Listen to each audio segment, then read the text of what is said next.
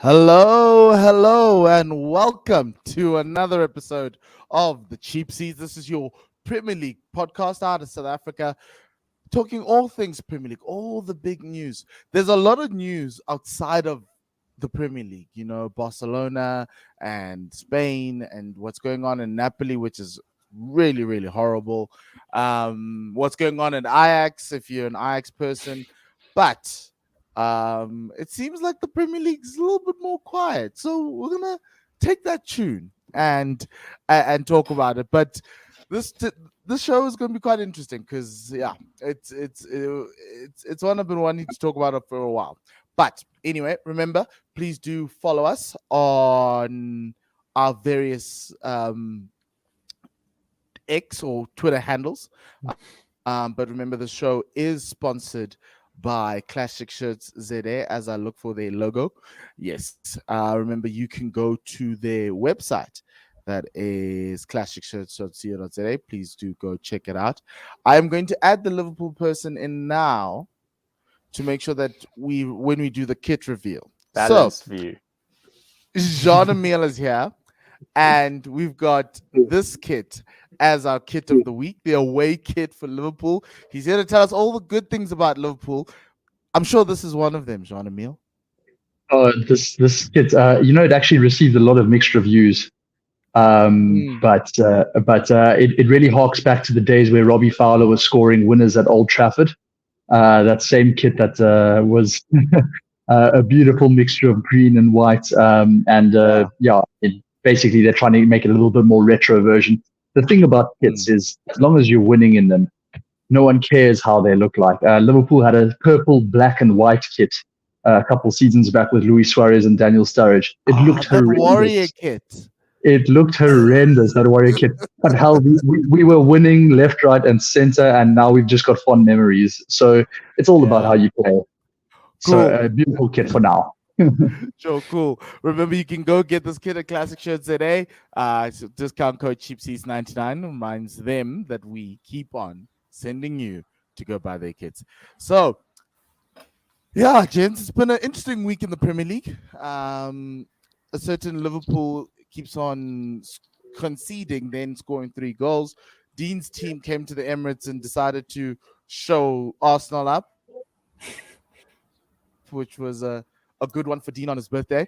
We'll get John Emile back. And Chelsea keep on being Chelsea. I don't know if it's the good Chelsea or the bad Chelsea, but they keep on being Chelsea. Even Kent is here. Oh, wow. This is going to be... Okay, we're just waiting for Jean Emile. But anyway, we're going to start with this, and then he'll join and we'll question. So, Liverpool are on some weird 16-game unbeaten run. And in the Premier League, in this new season, they have gone, I think, 7 since this Chelsea draw. They've gone for 7 wins across all competitions. They're the team where they concede 1 goal, then they go on to go and score 3. And my question to you today, and maybe that's why Kent is here to kind of defend Arsenal as the number 1 title challenger. But since we're all chasing Manchester City, are Liverpool the best title challengers this season? And I'm going to go to Jean to give us a case for his team. So I have to argue absolutely that Liverpool are best placed. Oh, you can argue the other side and say that I'm crazy, but I'm like, no, man. I think it's impossible to call it at this stage of the season. And I know that's very diplomatic, but I think you've got to look more around Christmas time, because after all the European games have been played, at least in the group stages, that's when you're really going to find out what these teams are capable of, because it's Arsenal's first European campaign in the Champions League in 6 seasons. It's Liverpool's first time in the Europa League since Klopp's first season. That was about 7 years ago. So these squads are going to be stretched completely thin. If we're talking about consistently getting goals and getting over the line, I'm just excited for now. I'm just watching my team. I'm just getting excited because I'm like, these guys find a way, even though most of them are new transfers. in the starting lineup. Okay, not most, but a lot. And so right now I'm just enjoying the ride. I'm not really thinking about a title challenge just yet. That being said, who's best placed? I think just in terms of their consistency over last season, Arsenal are very well placed, but I think it's a neck and neck thing. And don't discount Spurs. I know we I know we like to, but Ange is like, he's everything Spurs have needed over the last like maybe 30, 40 years. I'm really happy for the Spurs fans because they finally get to witness their team find an identity and a will to win. And that game at the Emirates the other day was no fluke. Okay, that's actually quite an interesting one because Spurs are quite a sneaky pick, and you guys are playing them this weekend. Dean, is it much of the same for Spurs in terms of, yes, let's not think too far ahead, or are you dreaming of a time where Spurs could actually do something quite weighty in a Premier League season?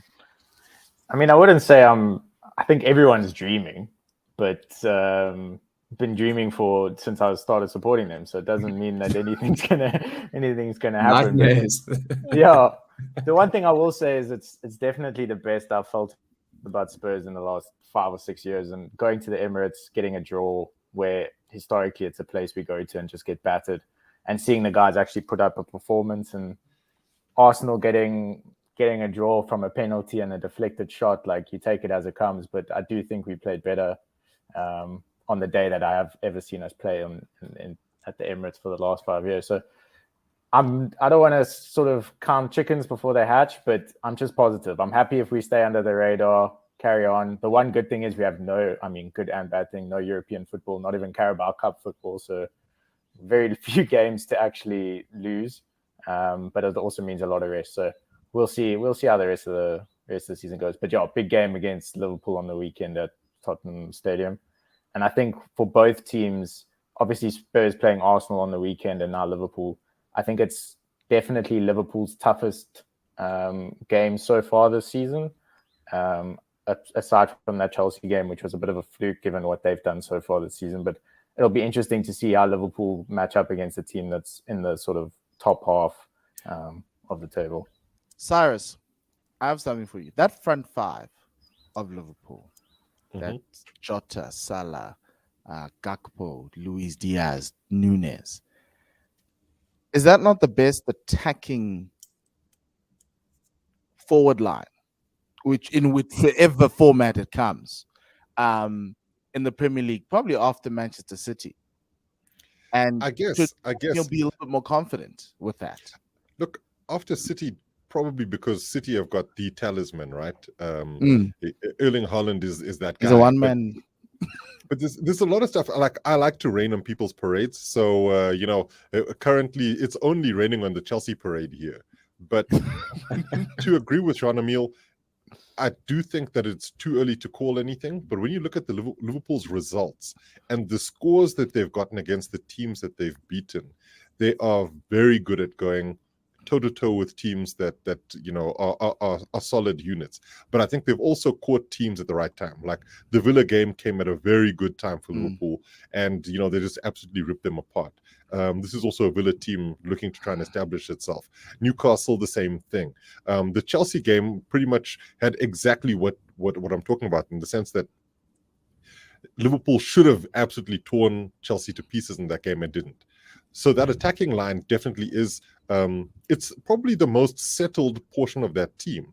They've got guys who've been there for a long time and they know how each other play, and now you're getting the best out of Mo Salah. Now let's go into the raining on the parade thing. Yes, you do have some very good attackers there. Nunez, I felt, was going to be a very good player this season because he got given a heck of a lot of stick last term, but he was in the right positions at the right times, and that is the skill to have as an attacking player. The big thing is there's a little tournament happening in January in Cote d'Ivoire, and Egypt are going to be there, and Mohamed Salah's they're going to be there for a long time. And so when you look at how important Salah is to this Liverpool team, that is a crucial period. So getting these wins now puts them in this sort of title challenger space.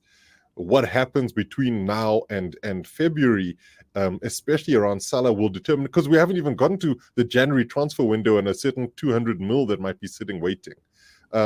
Liverpool's title hopes rest on what happens around Salah, and whether he goes to AFCON and he's on away for a month, or he goes to Saudi Arabia and he's gone for good. It really all comes down to Mo. So yes, the attacking line's fantastic, but everything runs through Mohamed Salah and his Christmas-loving personality. Kent, this is where you come and try to defend our team, but I'm going to call it your team for now. Injuries are just a problem right now for this team, but it looks as though the challenge Arsenal gave Manchester City last year might not be able to come through. And we've gone to a point where it feels as though Liverpool just took a sabbatical and now they're all back and rested and ready to attack. And the reason why I asked this question was because I look at both sides, and I know last year Arsenal started very well and it faded. But obviously we haven't lost a game, so we're not panicking. But are you not concerned about Arsenal's title challenge? Yeah, I am concerned. I don't. I think this league's done already. It's just 4 points, Ken.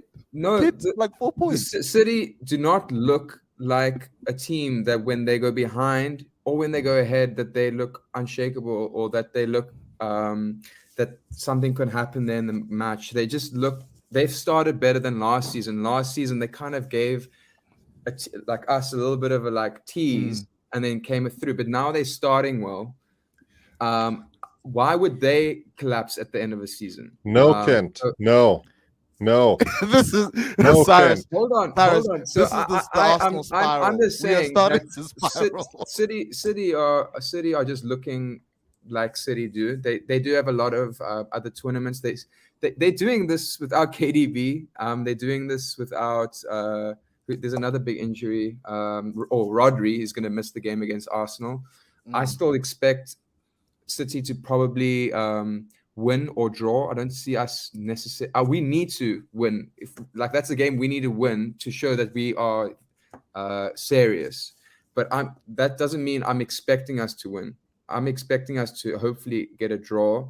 But that's my City chat. My Liverpool and Arsenal chat. I do think that just depends on injuries going into December. It depends on how well teams do in other tournaments. We are now managing Europe. I think I am liking some depth coming through in our squad, like Vieira putting up his hand. Smith Rowe looks fit. We are at least adding numbers to that midfield. Our strikers, I do think we need to probably get someone like Tony in Jan. I don't think we have a talisman. Jesus looks good, but he had an opportunity against Spurs to put it to bed at 2-0. So yeah, Liverpool and Arsenal, I think, will fight it out for second spot. And then I think Spurs. Now we all had United as our third or fourth team. I think United won't be there. It'll be Spurs that will be fourth, in my opinion. No disrespect, but I don't see a United, or Brighton will be there, but then they'll fade away. So not even Newcastle. I'm a bit down. It's Arsenal haven't started like we did last season, and I think to beat City in a league, you have to get a big enough lead that they can't catch you, not the other way around where you catch City with them having a 6 or 7 point lead at some stage in the season. Cyrus? Does that make sense? I'm gonna come in here. I'm even taking my glasses off for this. Okay, just wait, Cyrus. But yeah, I'll bring you in. To a certain extent, I don't think it's over. I think this team can try chase them, and it might look a little bit tough. My only issue is it's so early in the season for us to have this, because I think City's going to have a situation, right? They don't have the same injury issues we've had, and to a certain extent with Liverpool. They've started the season well. They didn't have that. Remember last season, Liverpool had this like long list of injuries that like never ended. We seem to be in that period right now, right? And I think once we get out of it, we just need to get that momentum going. Yeah. I'm just and that's my only worry is that. But look, City lost to Newcastle last night. We're going to play them without Rodri, so that means John Stone's going to be in midfield. I don't know how that works, but maybe that's the game we need to push them. But if we lose that game, if we lose that game, we announce ourselves, because we haven't really started. We haven't lit this league up with how Arsenal performances. We've at least showed that we can play badly and still win. I think, and not lose. Not yeah, lose. Because it got to a point in that shows some maturity from Arsenal. Like that at least we can. We haven't got it. Everyone's saying Arsenal are not in full gear. I take that as a compliment. Like at least we are churning results or getting points, being in a second, third gear, and it looks like it's getting better. If I'll say that, but we just need those injuries to sort themselves out. But yeah, John and Cyrus know all about injuries. Cyrus, hell yeah, it's your moment. Look, it is ludicrous to say that the league's done. It's ludicrous, right? And I'll bring up a few key points here. The first one being Erling Haaland has scored 8 goals this season, right? The next best from a City perspective is Julian Alvarez, who scored 3. Yeah, he's played more minutes this season, and he's been getting some. And he's looked fantastic. Yeah. Then you look at it in terms of their assist numbers. Alvarez is the highest assist scorer for City. He's got 4 assists. Haaland is due an injury this season. He's due an injury this season. He's due an injury this season. And the reason I say this is, you just look at it in terms of the game management, the load management from the players themselves. This is a guy who played the majority of games last season. They won a treble. He's continued to play this season. He's not looked the same, and you see it in his performances, but he's still bagging the goals. But at some point, his body's going to tell him it's time to chill. And I think that either the body says something or Pep says something, but he can't keep playing at that level, which then leaves Alvarez as your central striker. And I think he's a little bit easier to deal with. And I'm not saying it's going to be simple, but it's a little bit easier to deal with considering his lack of height, that he doesn't trouble defenses with and that. Strength, yeah. Exactly. And then you don't have KDB. And even when KDB comes back, what version of him will we get? Because we seem to feel as if this guy is just going to be like Thanos and suddenly you're just going to come back snapping fingers. But KDB was struggling. He struggled towards the end of last season. He struggled at the beginning of this season, even though he weighed in with assists and some performances. But this is not the same City. And City have not revolutionized the team enough in order to just keep the ball rolling. Yes, Doku is an incredible acquisition for them, but he will also have his moments where he's not going to be the guy they need. And it also says a lot that the guy who's bailed them out time and time again this season is one Rodri, who's not known for bailing teams out. In fact, it's not part of his game specifically. So I have this feeling that City will have a bit of a dip, and that's where a lot of other teams will feast. Not Chelsea, though, but a lot of other teams will feast. Jean-Emile, you obviously listened to Sarah saying that obviously the Cyborg's going to get injured. And obviously with the way you guys have played, it's actually quite refreshing to watch Liverpool plays so well. How long do you think this can be sustainable for Liverpool? Because you have started 2023 well. If you I'm jumping in here. When does the Saudi transfer window open? That's how long it's sustainable for. But Cyrus, because remember we sat here a month ago with Jean-Emile and he was telling us all about how badly Liverpool did the transfer window. But all of a sudden, things have changed. It looks good. It looks amazing. So what's changed, Jean-Emile? And also, how long do you think this will last? Is Jurgen Klopp running? Because previous seasons, Jurgen would run these guys into the ground. Is he managing them better? No, they're just fresh. he could go through another 7-year cycle where he runs them into the ground and then has to redo this all over again. But this is the first time that he's actually been at a club long enough to go past that 7-year cycle. So this is quite interesting. I've never seen him with such a renewed in vigor to he might at this stage sign a new contract, Jurgen Klopp. And that would be bigger than any Mo Salah transfer to Saudi Arabia. I can promise you that. That being said, Cyrus is right.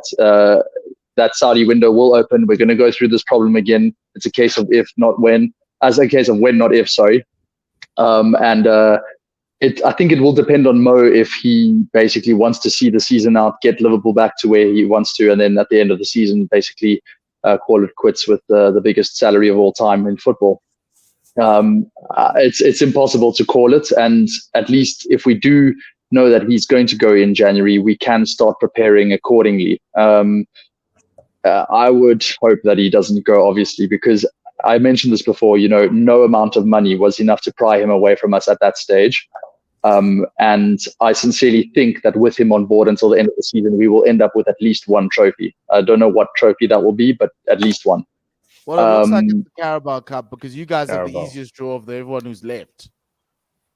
Oh, well, I mean, there will still be probably Chelsea and either one of United or Arsenal or Newcastle in the quarter. So, I mean, that's tough game.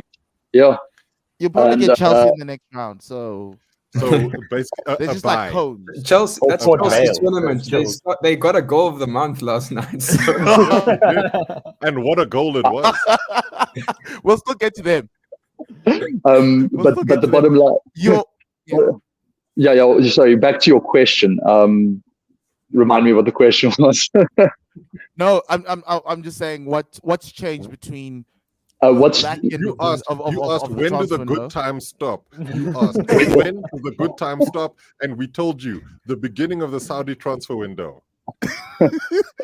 It's all about the vibe and getting rid of players who basically no longer wanted to run as hard as they could, fight for the shirt, and it's just refreshing. Okay. I know I said that we didn't handle that transfer window well. Honestly, the way that it was going with Gravenberch, he came literally at the last minute. Endo is a bit of a stopgap signing. He's not the defensive midfielder we wanted. That midfielder is Andre, plays for Fluminense in Brazil. Also, we went after Doucouré at Crystal Palace. We went after, obviously, Caicedo. So it seemed a little bit shoot from the hip, that entire transfer window after the Szoboszlai signing. I didn't think we handled it well. That being said, you never know how things are going to transform on the pitch, and these players have just all of a sudden brought a new kind of energy, reinvigorated. Everyone's smiling, happy, and they just know their place, and it literally changes everything for Klopp as well. But that doesn't. Is that sustainable? That's all. For example, a team can start really well, and there will be a slump at some stage, whether they can then bounce back from that. I think Liverpool do have a great attack. The midfield, I would say, is a few new bodies, but they seem to be adapting well. Have they had a really good test? I don't know, but my questions were around the defense with Konate and keeping with Matip, his legs going, stuff like that. Yeah. So they can score goals. Will other teams just score more than them? That's the. Let's rephrase it a little bit. Will Spurs score more than one goal, which seems to be the pattern over the last 4 games for Liverpool? Yeah, it's going to be a goal fest that game. Spurs are going to play the way Spurs have played. We're going to go front foot, and we're going to just. I need to actually just come in here and say, it is kind of heartbreaking that now is the time that there is no Harry Kane at Spurs, and you guys, it's unbelievable. It couldn't have happened at a worse time. He didn't believe in an Australian manager. That's what I said to you guys, and you were like, "No, the man must go win medals." No, and he needs to. He will still win. Winning, I mean, if anything, no, he'll still win. In fact, you guys won't win anything. It's just that he would have fit really great in this team. Yeah, and potentially pushed you across the line. He would have, and he would have caused Jean a lot of headaches this Sunday. Yeah, people shouldn't say that Spurs look better without him. It's just that he's not there and they are playing better. And Yeah. putting Kane to that will just make them even better than they are now. They've been Yeah. insane. But the one thing I Yeah. do want to see is Destiny versus Salah this weekend. I said it last time with Destiny versus Saka. Destiny versus Salah is going to be a very interesting matchup. And What was the sorry, conclusion Dean. on Destiny versus Saka? Because Destiny got a yellow card on the 19th minute and then let Saka just run and said, okay, I don't want to get another yellow. Saka scored. What is the...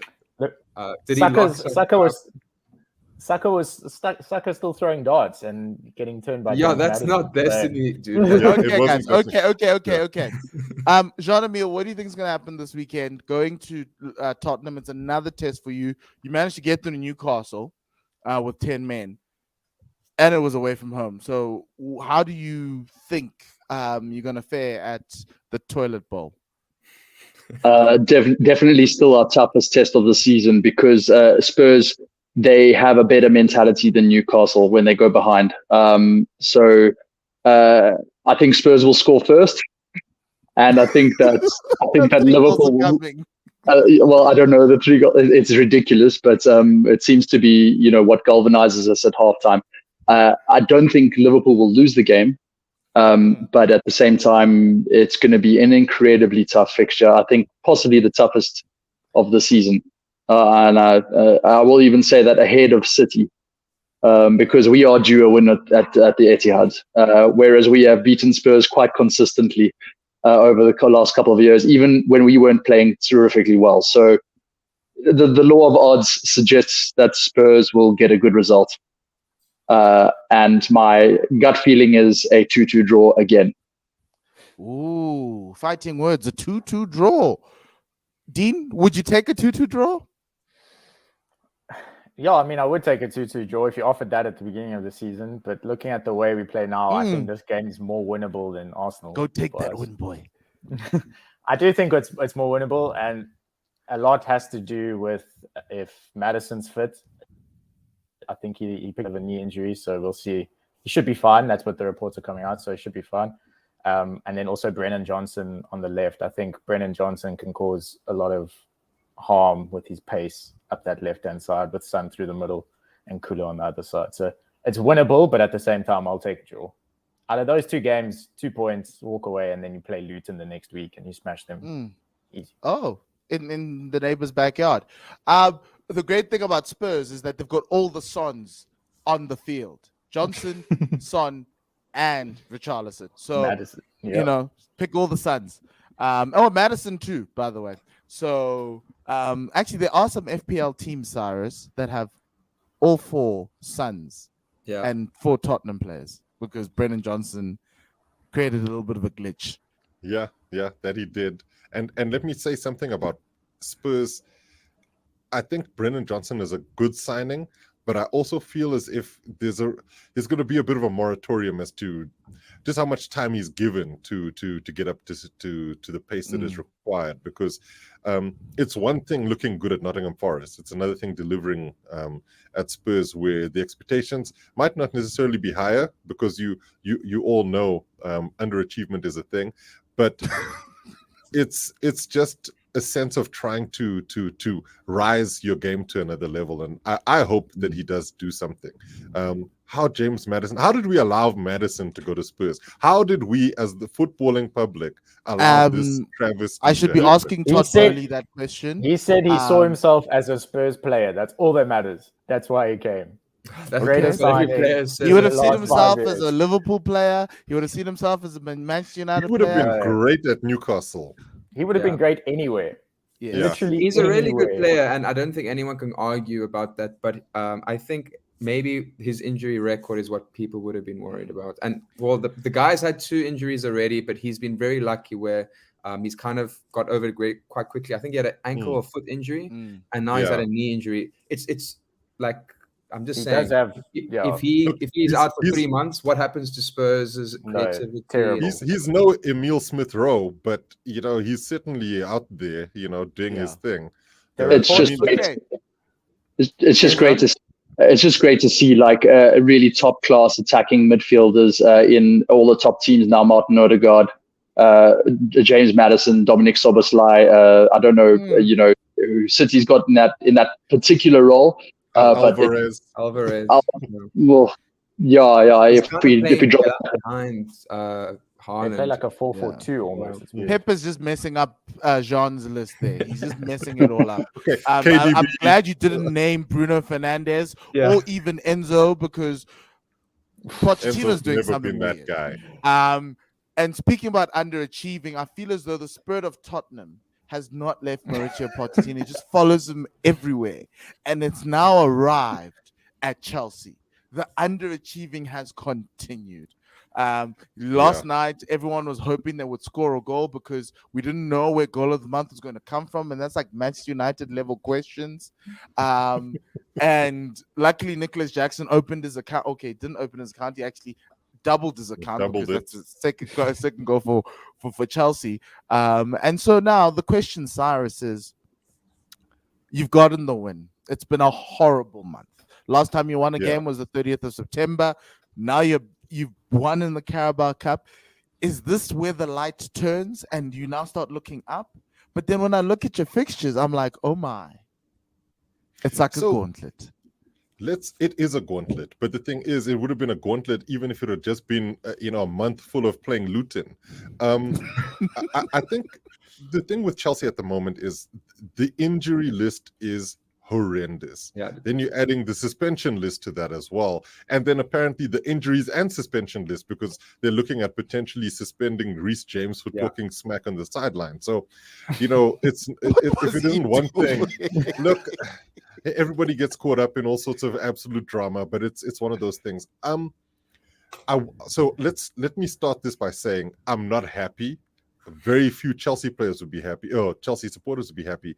But I also am very pragmatic around what's happening this season, because yes, they've spent an inordinate amount of money, and frankly, should be getting raked over everything, brambles, coals, whatever you've got, put them there.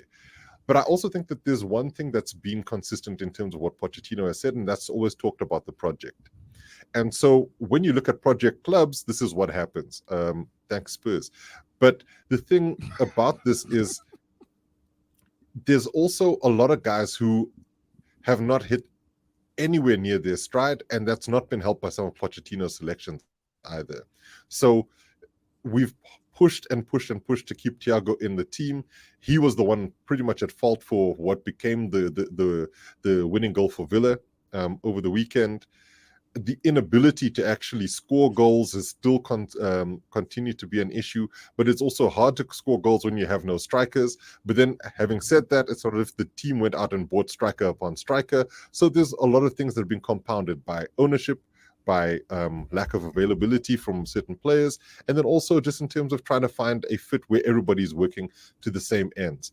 And when you keep pushing players out of position, like a Ben Chilwell playing a left wing, what are you expecting? When you're having to pull some guys in who aren't necessarily playing in the positions constantly, then you're going to see this kind of level performance. So I'm not trying to make excuses, because there are no excuses to be made. This is horrendous. But I do think that there is an opportunity to see them get better as opposed to continue being absolute dog doo-doo. I won't say the real words that I should be saying. Yes. Before we continue, Jean-Emile, thank you very much for joining us. It looks like he's frozen, but thanks for the Liverpool content there. Cyrus, all you're telling me is NBA style Philadelphia 76ers. Trust the process. Trust the process. Yeah, this is actually it. And you know what's weird though is that if you think about it, is this not the process? I mean, you've come out of a process system. Yes.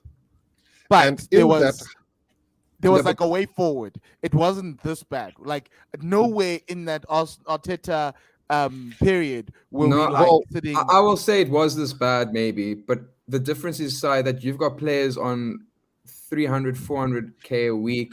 They've got expectations. And you don't have Poch players. That's the problem. Think Enzo wants to be playing in Europa next season, or he's not going to be playing even in Europa next season. No, he won't. That's the thing. you expected Chelsea to at least finish 6th. They need to get Europe. I think it's so important they at least get Europe, because if they don't get Europe, I expect to see these players saying, okay, I'm on an 8-year contract, but I'm going to ask my agents to see if there's anyone else that wants me. Players like Enzo, I don't know, these big name players, because it's just not good enough for these players. They've only got 5-7 years of their prime. They're happy to be in a project, but it's a bit different to Arteta, who are picking up like players that kind of like a Ramsdale that no one was buying.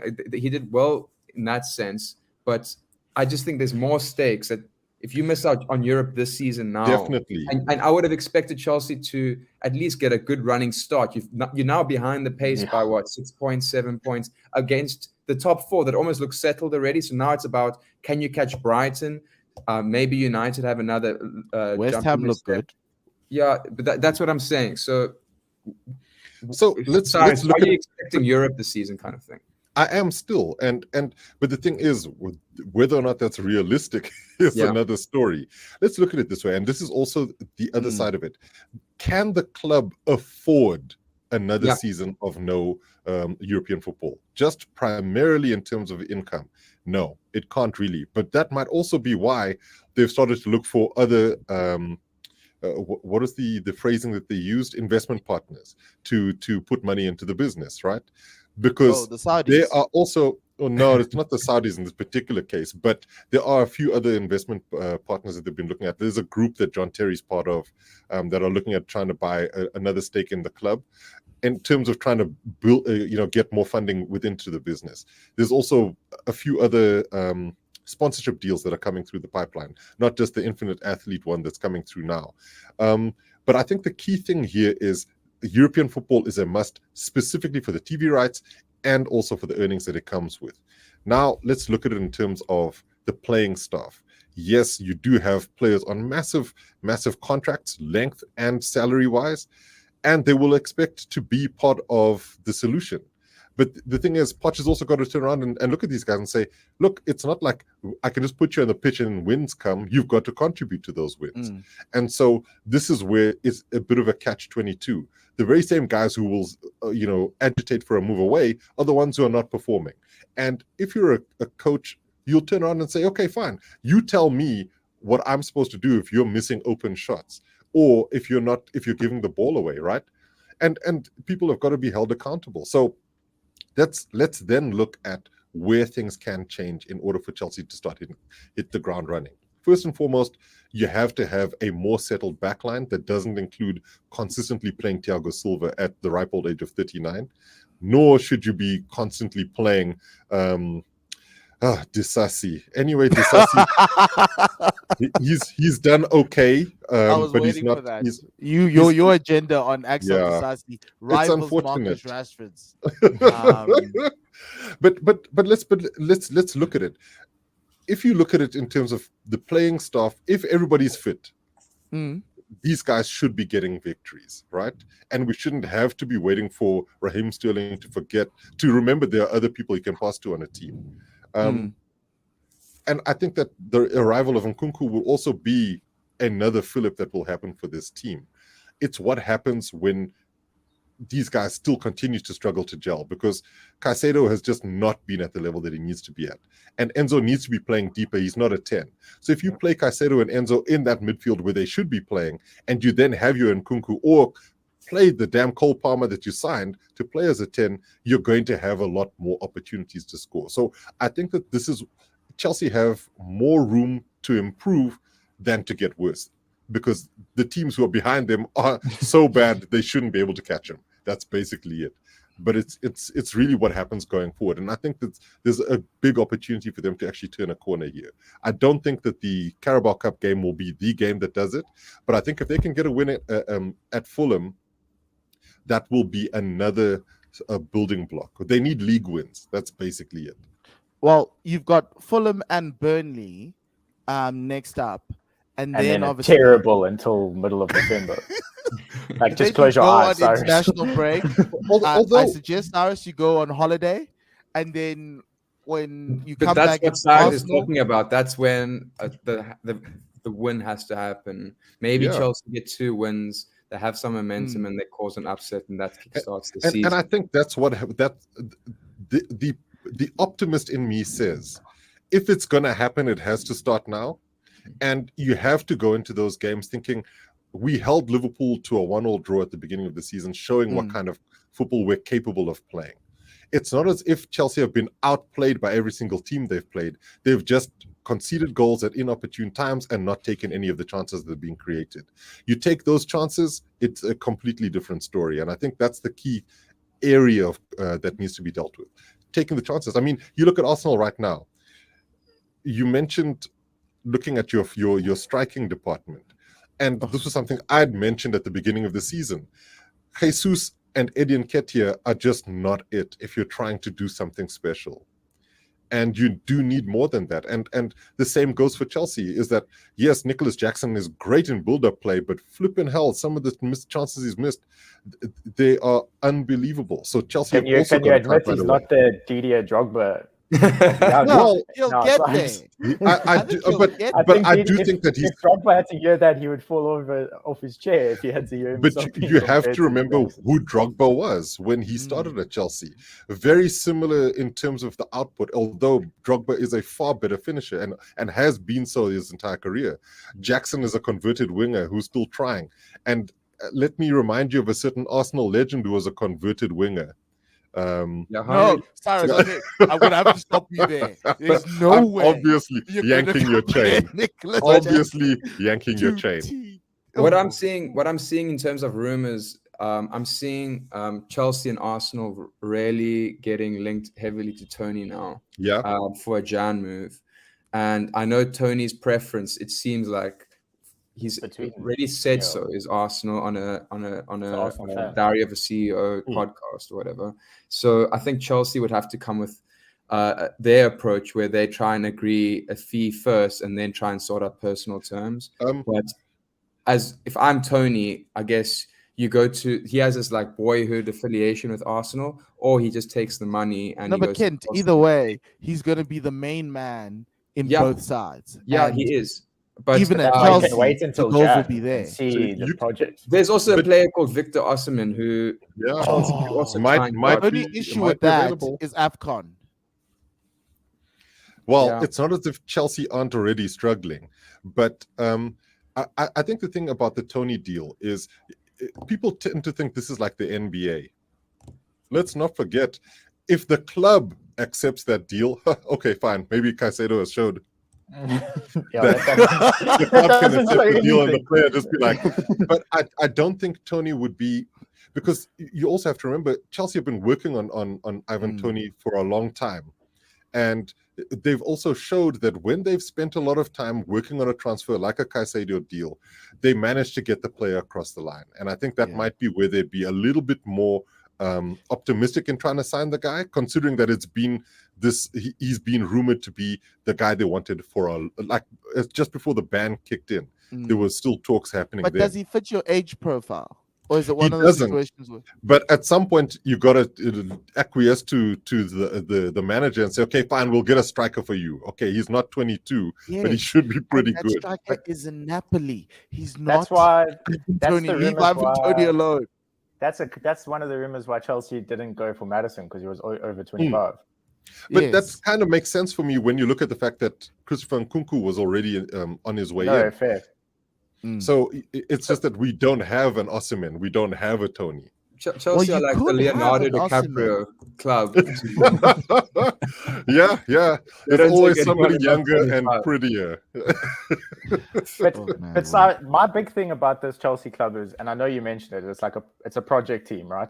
And you have a look at the other clubs that have gone through a similar project, and again, like Spurs are also in that transfer phase or in that sort of transition phase where starting a new project, and I would much rather be in my position than in Chelsea's position. And a lot of that has to do with, again, the fact of, and I mentioned it in a previous show, where a lot of these signings aren't Poch signings. Like, they data-driven signings by Todd Bowley and his team, and they're saying, I'm signing this guy. So to me, what it looks like is Poch is also trying to figure out his sort of best 11. He also doesn't know who plays best where, because he doesn't know like who these guys are. And now it's compounded with the injuries. Chilwell's got a hamstring. Gusto's got the red card. You don't have a right back. Left back's nowhere. Like, it's all of these things where, and again, I think I mentioned it previously as well, Poch isn't your kind of coach that's going to stand there and say, no, I want this guy. This is the way we're going to play. He's very much a sort of, I'll go with the times. He's a yes man. And that's why I think, given the run that's going to happen from towards the end of October to December, my bigger concern, if I was a Chelsea fan, is, yes, on paper, it's the easy run is like behind you and you should have won those games and had points on the board already. And if you start losing those games, as a fan, at what point do you start saying, like, the fans already are in tatters at Chelsea? They're already kind of going like, what's going on? There's a lot of riffraff around them. And the owners are then going to start feeling that. And at what point do you think then Bowley pulls plug on Poch? And I know I keep joking and saying hashtag Poch out, but like, it could happen before the end of December and then you restart and then it's the same thing. It's possible. But I think one thing that they should have learned from last season was, when you take out a successful manager and replace them with an up-and-coming manager, you don't always have the results that you'd expect, because it's not like just plug these pieces in and everything will work. These are guys who should have learned from the mistakes they made. And to tell the truth, they actually have somewhat, because the squad size isn't the same as last season. So they've dealt with some of the issues that they realized were problematic. The other thing is, they can't have another caretaker come in. So you could take a Poch out. Return. Exactly.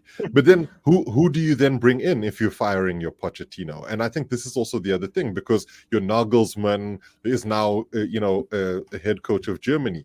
Who is the other coach that could come in and say, okay, actually, this guy could come and do a job and work with the players that we've brought in. So Poch, I think, should be there long term. What they will want to see and what the club will want to see as supporters is get us a win against one of the big six, right? You can get us a win against a Spurs or a Liverpool or, dare I say, Arsenal or City, and suddenly all those cracks that looked absolutely like gaping fishes are little things to jump over. And so I think Pochettino will use as much of his guile as possible to try and get those results. But the other thing to remember here is, he will be in every single player's ear saying, yes, but do we have our best players out there? The results have been absolutely bad, no doubt, but have we had our best team available? And then he'll look at the players and say to them, have you been your absolute best? And which one of those players will turn around and say, yes, I've played my heart out, and you can see I've left it all on the pitch. So I think that from a coaching perspective, there's a lot that he can actually still try and galvanize these players from. This isn't going to be easy, far from it. But I do think, though, as bad as things have been, and I'm not going to be spending hours and hours watching Chelsea games because, frankly, I don't know if my heart can handle that kind of stuff. But I do think that there will come a time where it switches, where suddenly the good times are back again because the guys are actually getting the goals that are required. But I don't think we're going to be hammering teams left, right, and center. So we're just relying on Todd Bowley having learned his lesson, and that'll be what. Well, let's look at it this way. Look at Spurs, right? How long has Daniel Levy done the exact same thing over and over again? Eventually, you'll luck out and get an Ange Postecoglou, and you'll have somebody who can start moving the ship forward. The same thing happened when you had Poch. It wasn't, roses right from the beginning. You'll bring somebody in, you'll go through the difficult moments, and then you'll get there. Every single club will go through that. Arsenal have had the exact same thing. Cyrus, my question then is, Potter and your previous three managers, they also had injuries, and they also had players not performing at their best. I don't see any difference in the players and injury side to why they failed, and I haven't seen enough from Poch that there's been changes because he is a yes man. You said so. I think Potter's a yes man as well. Potter is the biggest yes man. Brings that the other managers couldn't. That's all. So when Potter was given that job, he knew it was too big for him, but he was like, I am going to sit there. I am going to accept everything they give me. I'm going to they're like, 5-year contract. Oh, sure. Sweet. Why not? Yeah, I Exactly. just want to know what Poch is bringing, the element he's bringing that the previous So 3 managers didn't. there's a few things that I think are very different here. The first one being under Lampard, and he said this on that podcast. There was no way in the role that he had that he could change anything around the thinking around the club and the desire of the players, right? There's And a that lot was, of pressure from Bowley and Iqbali or whatever. and not just that, the team. Look Yeah. at the players that were there. None of them were keen to play. He was forced to start using guys who've been frozen out. It's like a Hakim Ziyech. What was he doing? You had these guys, Christian Pulisic. All of them were stinking up the joint, and it had just gotten more and more rotten. So the difference now between then is those guys are gone.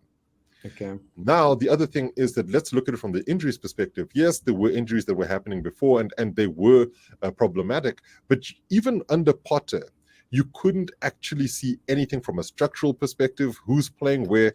There was constant change. You had guys in all sorts of different positions constantly. Under Poch, it might not be the best maneuver, but you can almost guarantee which players are going to be in that team. And so you have a sense of continuity that is still consistent. Raheem Sterling was in and out of the team under Potter. Now he's playing more consistently. Maybe he shouldn't be, but he's still doing that. Disasi, Thiago Silva, you know exactly who's going to be selected. And so there is some sort of level of consistency, though he's trying to build the rest of the players up. And so I can actually sort of see what the plan is in terms of what Poch is doing. The thing that hamstrung Potter was he then had, 34, 35, possibly even 40 guys in the change room. That is no longer the case. And frankly, that in itself is the big issue. That's been changed. You've cut away a lot of the deadwood. And this is also why the younger guys become part of the solution, because they can't hold on to stuff they haven't even experienced yet, right? That's what they said about the Proteas, and it happened multiple times. So I don't believe that thing. The problem, ghosts don't exist. To go back to, no, it's not as if the ghosts don't exist. Think about the guys who were around, and the Proteas are a great example of this, because yes, they might have had evolutions consistently, but there was always somebody who could go back to a World Cup where things were absolutely horrendous. Yeah. You don't necessarily have that in the current Chelsea dressing room. Who of the starters who are currently playing have been through all of the horrendous stuff that aren't interested in trying to improve? Reece James is now made captain, having gone through some of those things, and that will lift his performance and his attitude. Ben Chilwell will also have had an arm around him. But then when you look at the other guys, Enzo has come in, seen how absolutely insane things were, and then is now on the other side of the insanity and being given license to do what he does well. And he's played well in dispatches. So I don't think that the ghosts are going to be around the dressing room, but they're definitely in the stadium, and that's where the major issue is. So once Chelsea can get a couple of wins under their belt, it changes the entire complexion of what happens around the fan base, getting people on board, and then it stops the booing, because frankly that doesn't help anybody, but fans will boo.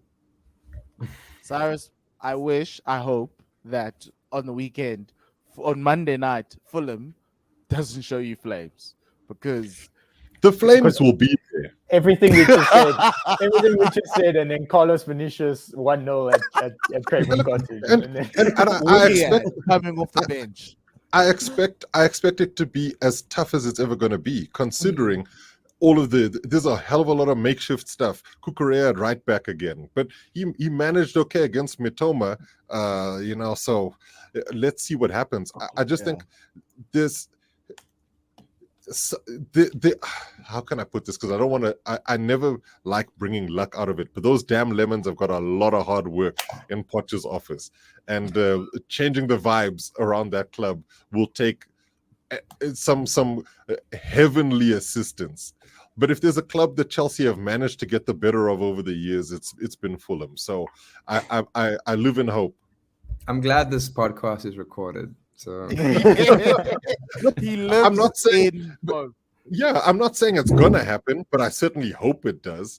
And yeah, let's see what happens around these guys. Yes, and with the hopeful Cyrus hoping that Chelsea will bring it through, all I can say is enjoy the weekend's fixtures. We've got a Monday night West London derby between Fulham and Chelsea. It's going to be wild. But before that, we've got the Ange men, the Postacoglu's, going up against Liverpool at the Toilet Bowl. Hopefully they will then now start seeing themselves as title contenders. But outside of that, enjoy all the football, enjoy the FPL. Cyrus, I know we didn't give you time to talk about your 97 points and the fact that you're like top 100,000, but well done, my man. May it continue. Yeah, my clock game is wrong twice. Yes, it is. And let me tell you, it's been wrong 3 times. Yes, I'm just happy that there's no Sterling in your team. That's all that matters. I would never do that to myself or wish that on anyone else. Yes. Outside of that, everyone have a great day. Remember, please do follow us on the socials as well as subscribe on YouTube and also follow Classic Shirts ZA. Outside of that, goodbye and le sale kakahiso.